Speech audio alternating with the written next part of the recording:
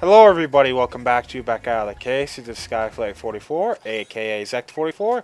Today I'm playing more Ratchet and Clank going Commando.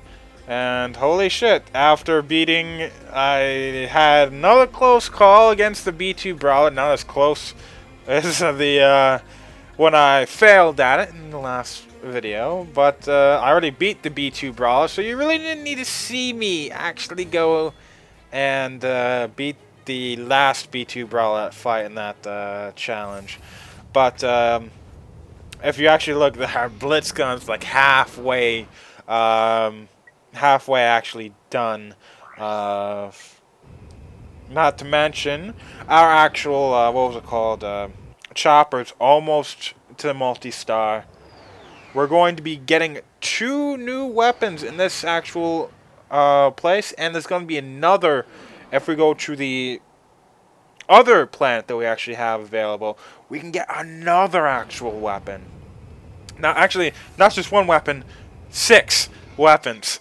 And let's just say that there's going to be quite a lot of weapons and gadgets in this one. We're going to be getting some true gadgets in this one, which is pretty cool. Granted, both of them are returning gadgets, but then again, that's still cool. But, oh well. Look, Blitz gun, Chopper. If you haven't seen, you skipped the last part. We got the mini nuke in the last part as well. Oh, we're going to be getting the pulse rifle in this one, and I believe a little bit more when we can get the mini turret glove. The pulse rifle isn't going to be as useful in this one. However, we're going to be using it quite a bit in the next one. Oh shit. Let's use Chopper here. Oh, killed it! Oh, cool. But, unlike the first game, there are other reasons other than just going and, there are reasons to actually go and get all the skill points. I do have a save file that does have all the skill points done for me, so I don't actually have to go and show you them. And I was looking at, what was it called? Newfie Bongo was playing the original Ratchet and Clank, and to be honest, he was going after the skill points. One of the reasons why I was not going after the skill points is the fact that there really isn't much to actually go for him. I showed you the actual list of them, but it's basically like it's not going to be here. But, like, shoot one of these actual ships down, or something like that. That was like most of the actual skill points in the first game were like that. And so I just don't really feel like going and getting those. However, I'm gonna go and show you what you can actually go and get them here. If you go into the skill points, it'll actually go and show you. Actually, I could have gotten Wrench Ninja, Blade to Blade, if I really went in, well, that if I went back to the Mokhtar Nebula, went and beat Chainblade with just the wrench. It's possible, though. You get upgrades to the wrench, so if you really want to go and do that, you would probably want to go do that later. There's actually once again, there's around 30, though the only one we actually got was to be or not to be hit, which is kind of weird considering that that's more difficult than the other one to actually go and get. But cheats right here. Get 5 skill points, you'll unlock a cheat that you can put on and off, and then goes all the way. It's quite a lot of them. There's 9 of them here, and that's impossible. Just means go and beat the impossible challenge. Though I really don't like that skin that they actually unlock. That's one of the things that actually is in this game that wasn't in the first game. Unlockable skins that you can actually change Ratchet into. Though, I'm not really one to go and change it too much. Because, you know, I've played these games so many times. I do, every now and again, go and change the actual skin. And it's mainly just to the alternative Ratchet skins. I really don't ever go and change to a non-Ratchet skin. Except for maybe Rusty Pete and, Tools of Destruction, but that's just because Rusty Pete. I mean, who wouldn't want to be Rusty Pete? And this actual level, we're going to be going and not just seeing the Return of Two Gadgets, we're also going to be getting Clank in this level, which is one of the reasons why we have to go to this level before we go to the other level. And yeah, there should be more of these things, which I really have no idea what they are. But destroy them all, and they're only on this path. They're not on the other path. But if you destroy them all, you'll... yep, no, far enough. You'll get a skill point. I believe you'll get a skill point. I haven't actually gotten these skill points since the HD collection actually came out, because, to be honest, this skill point isn't one I actually go for when I'm trying to go and get the 7 skill points I want for the Tuxedo Ratchet skin, which is by far my favorite skin in this game. I like how the third game does it, and all the other games after this one, the skins are unlocked not by actually going and doing skill points, but they're done by going and what's with that just opening and nothing coming out? Oh well. But they're unlocked by really? That just went through the floor. Son of a bitch. But the skins are unlocked by finding those bolts. Gold bolts, later ones, titanium bolts and stuff like that. Hey, doesn't this shit look familiar? That's a swing shot orb, and that's a rail that we can grind on. I wonder what we're going to be getting this level. Okay. There's one. I believe these are cameras, actually. Let's think about it. Kill that one. And right there. Cool.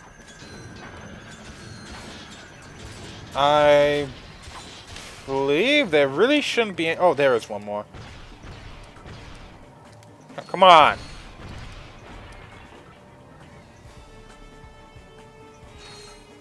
Did I miss one? Or is this not for a skill point? I remember this giving me a skill point.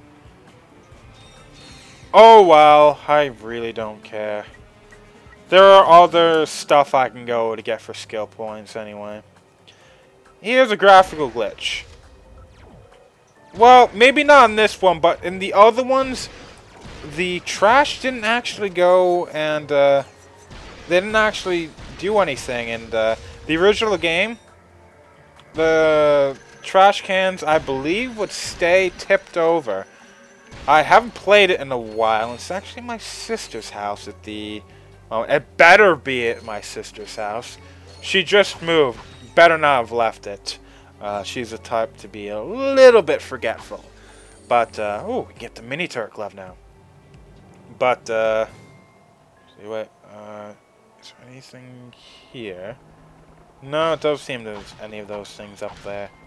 Oh, well, maybe it is in a skill point. I don't really remember going and doing much with it. Greetings, morons. Since my employees did such a lousy job of taking care of yous, I thought I'd come and handle things myself. This is gonna hurt you a lot. Yeah, we're going to be facing this guy only a few times, but we're going to be facing him a couple of times. Now, the sniper rifle, which we could go into sniper rifle, like zooming in, go crap. Oh, I can actually go and probably, yay! Pulse rifle, cool. I can actually get more ammo for it. Though this is easily killing me more than it's helping me. Oh shit.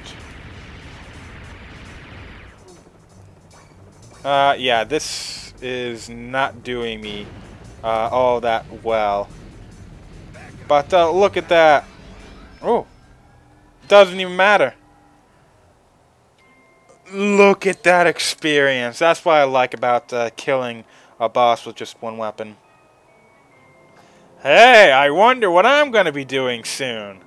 Oh, look at that. Destroy this. 1,000 bucks. Slingshot and grind boots. Yeah, now we actually have the swing shot and the grind boots. Now, one of the things that the swing shot will actually do in this game, and these things are the new, what was it, swing orbs. Before they were yellow, I believe. Now they're just a little bit different. They have that little effect to it. These blue ones are all these pull ones. You will pull things with your swing shot. And this isn't actually... This is one of the interesting things that wasn't actually brought back for later games. It's, to be honest, pretty sad considering it's actually quite fun. And an interesting idea having the actual... what was it called? The swing shot pull things down for you, pull things towards you. That is one possible thing that they can do with the actual gadget, but it really is never used ever again in the entire series, and that's another just missed opportunity. Okay, shoot one of these, and a little turret comes out, and it'll blow up. Either when it's not doing anything, or eventually when it's just not, if it runs out of ammo. Yep, let's use, oh, we're gonna have to go and do this. Quick select, up here, mini turret glove. We're gonna see me actually going and changing things out quite a lot more than, the first game. The quick select menu is always going to be changed to something else. That's another change I didn't actually talk about. You hold the quick select menu. The first game, it didn't actually stop the game. In this game, it actually freezes the game as if it's paused. Well, until you let go of it, and then time's going to continue on again. But it's actually really another good change, because that was kind of annoying in the first game.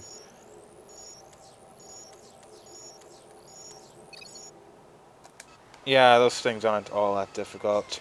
If you actually want to get another skill point, in which I generally don't get this one, though it is an easy one to go and grab, is to kill off, what was it, 15 enemies?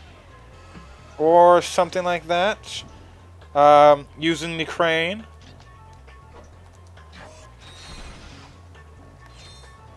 Yep, there was only one more. Oh, there, I knew there was a second one left. The mini turret didn't go and find it. Oh well. Let's go and get the multi-star. We should be about ready to go and get that. Or maybe... let me think. There might be some of those things out here, those camera things. I don't think there's a single one on this actual run through. Ooh, multi-star. I love the multi-star. Oh, look at how powerful this thing is. That thing, granted, that thing isn't all that powerful, but trust me, that's just, it's a wonderful weapon. And it's definitely going to be one of the weapons that are going to carry us through the, well, at least the second part of the game. If I weren't going to try to upgrade every single weapon possible. Because I do want to go and show you that. And I am going to be going and showing you every single weapon in the game.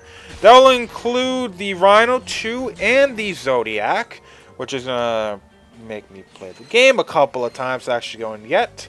I'll basically be doing exactly what I did in the first game. I'm going to be showing everything in the game, except for the skill points. I'll show you a list of the skill points, but I will not show... I'll not show me going and getting them, because, well, that would suck. And again, some of the skill points really aren't all that... a lot of it's the same thing about you killing off things that you wouldn't really think about killing off. Except that the third game really starts changing that up. That is one thing I do like about the third game. Come back here. Okay, good. Got that. Now kill off all these guys. It's fun when you can actually do shit like this and just fuck with the enemies. Because once I actually go and drop this... Oh, got skill point. Aww. But there is something that we can actually go and do here. Oh, come on. Yep, drops you.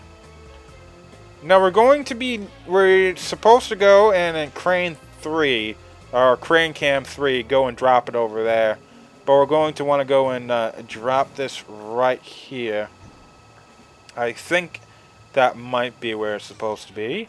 And then we'll take this bomb right here. And yes, it is a bomb.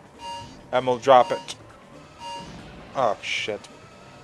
We kind of need to drop it right on top of the other one. Since we don't have Clank, I believe we're actually going to need to, Yep. It's done. Oh, shit, that's right. I'm gonna need to go and drop the actual bomb to go and blow up this door. The thing about it is, though, we're gonna, after this, we're gonna have to go and bring that other thing back to where we actually need to go and put it. Right here is an actual little thing that we're actually going to need to go and move later on. We'll get the gadget somewhere in the second part. Actually, we could have just jumped up here. Well, we could have put the crane. We could have used the crane to put this thing back and then just jump through this way. We could have done everything with the crane at one time. I didn't think we could have done that. But, oh well. Though, one of the things I was looking into, I wasn't really watching too much of Newfie Bongo's playthrough of Ratchet and Clank. I probably should go and try. I kind of think that I don't really watch Newfie Bongo anymore. I did a lot more when I was still in high school, but I really haven't watched him at all anymore. But I do respect him because that guy has shown me a lot of games I would have never seen before. My gaming knowledge is vastly improved after watching his videos. So I really can't. I have the subscription just for the hell of it. You know, respect and all. But he was talking in some of the info about how he actually liked the Clank parts of the first game. And I just want to go and clarify a couple of things. I'll actually say that in a little while. Clank? Okay, Clank. Don't move. I'm coming down. Whoa! Ugh, son of a quark! All right, buddy. Let's get you up and running again.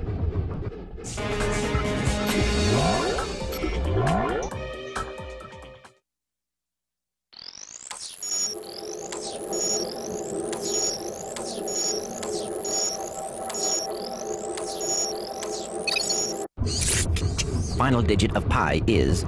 Clank? Clank, can you hear me? Ratchet? Where are we? I must have dozed off. Don't sweat it.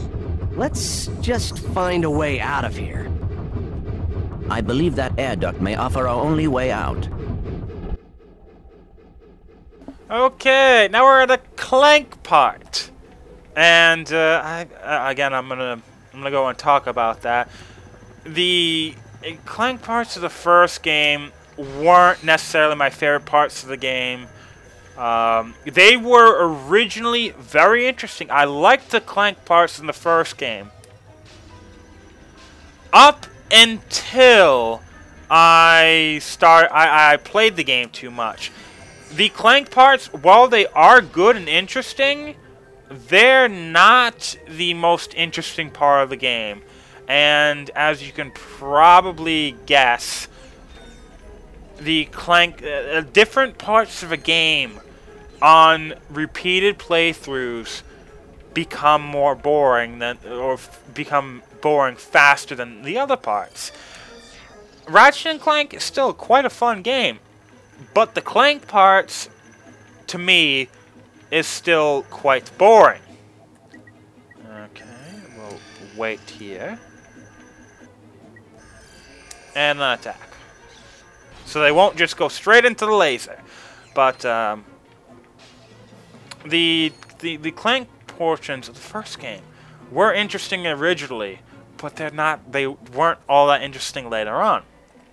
These Clank parts in the second game are wonderfully done, but there isn't enough of them. I'm going to explain why. There's 3 new actual boss. Actually, they can salute, though you never have to do that. There's the lift bots, bridge bots, and there's going to be hammer bots later on. As we can see, we already used the bridge bot. The lift bot we use here, and that lifts that up. Never used again in the game. This bot never used again in the game, and I don't really like this game for that. I really, really can't say I like the game for that. But, oh well.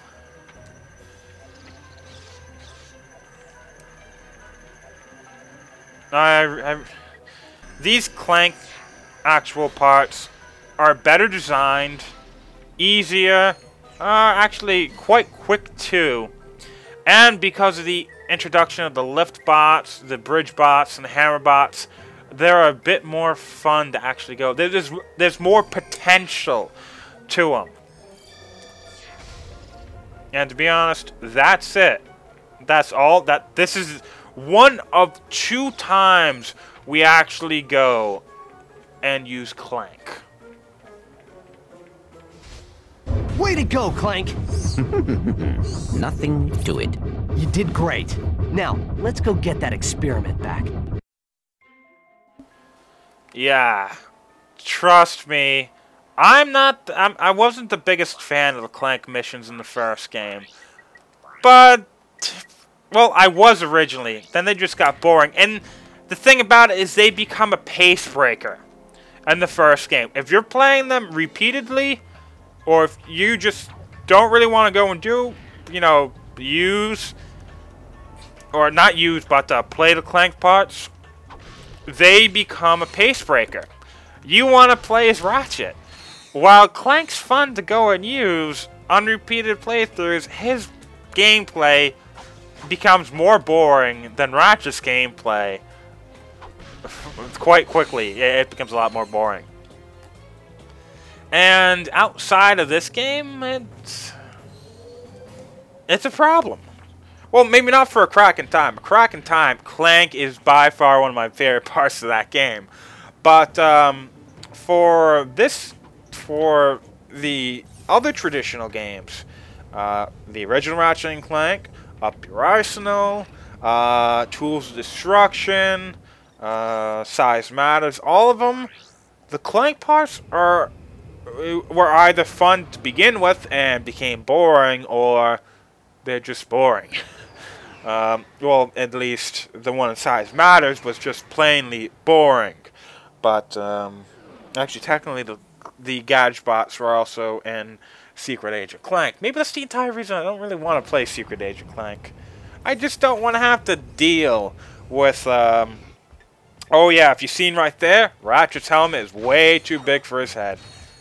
You could easily see that it didn't fit.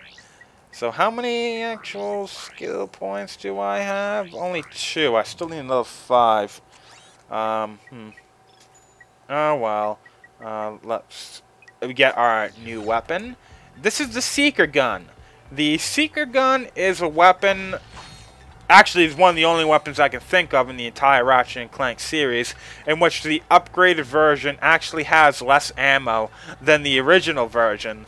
But it's actually a hard weapon to actually go and upgrade, just because it's not all that great a weapon. However, if you get the upgraded version is amazing, in my opinion. Let's go to quick select, and let's go and move it on to this one. It's actually, like before, it's also a pretty cheap actual weapon. Though, to be honest, I keep the swing shot within your within everything.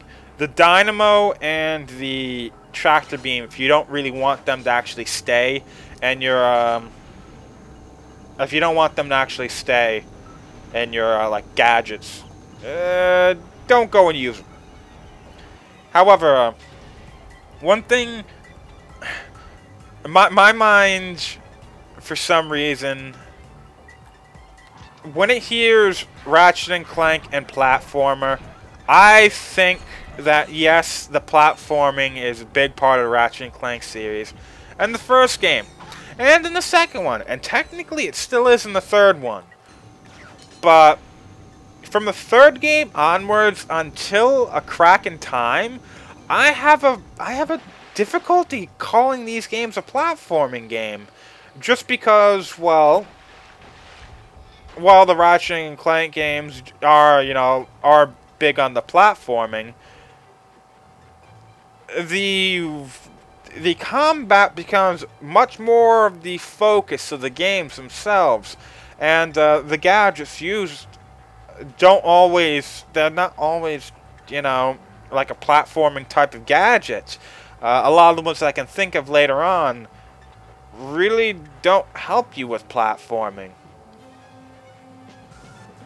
So it's difficult for me to say.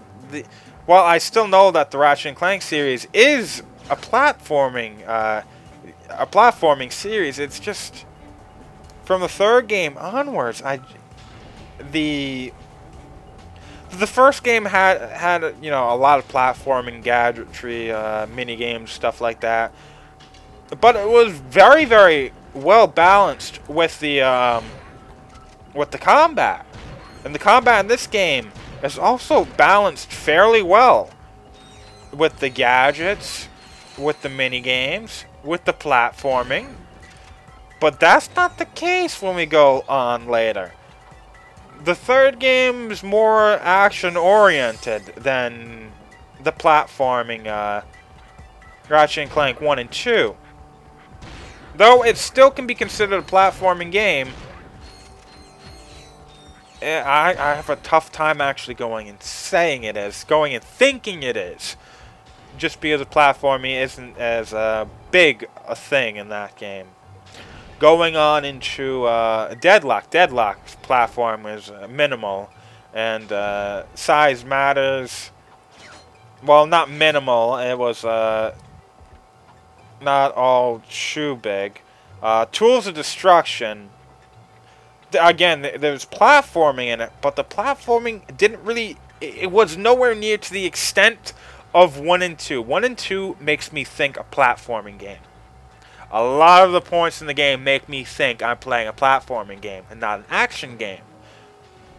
And I haven't ever, until A Crack in Time, which, let me say, is 6 years after Going Commando, was created 6 years after, or released 6 years after Going Commando.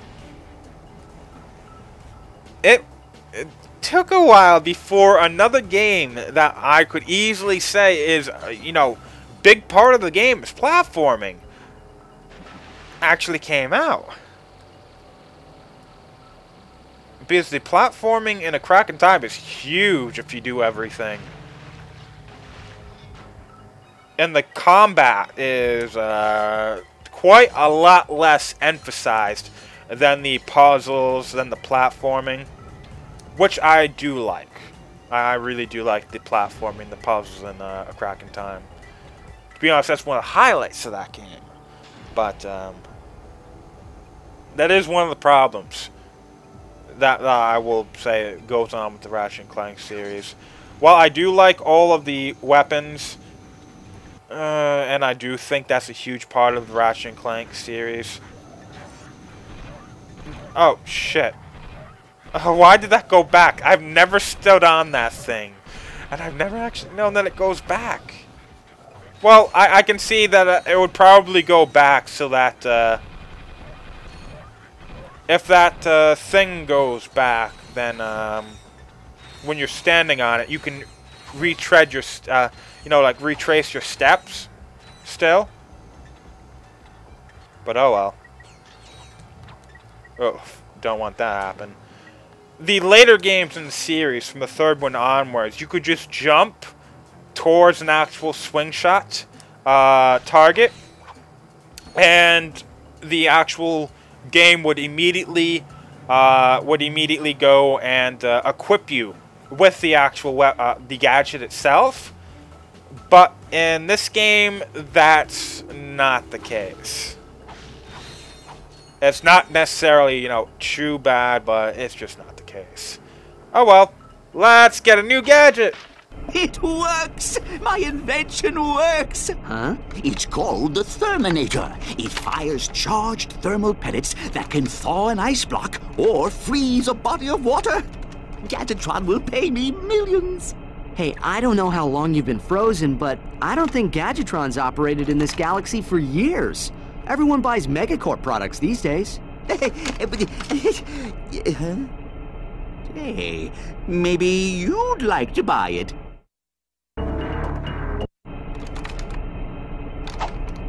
Hey, maybe Megacorp is hiring. Okay, now with that, we're forced to actually use this thing to get out.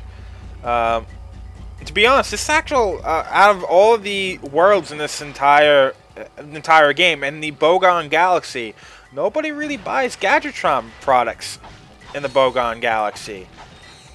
However, this is one of the last places that actually is, I'm not going to say is owned by Gadgetron, but is,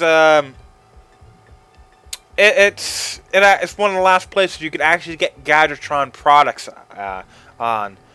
If you actually see in the distance, right there, there's actually, like right there, Gadgetron. Oh, well, that guy's gonna come and kill me. Do you remember the Protopet? The entire thing we're trying to go and fetch. That's, as you can probably guess, is a pet that Megacorp was making. Like a biological experiment. Guess what? These things were an attempt at, if we go and, Monsterpedia, and we go and look at these things, I believe, yeah, they're a cute puppy-like creature, a result of a failed experiment by Gadgetron to create a cute, cuddly child's companion. I wonder, oh, these don't look cute and cuddly.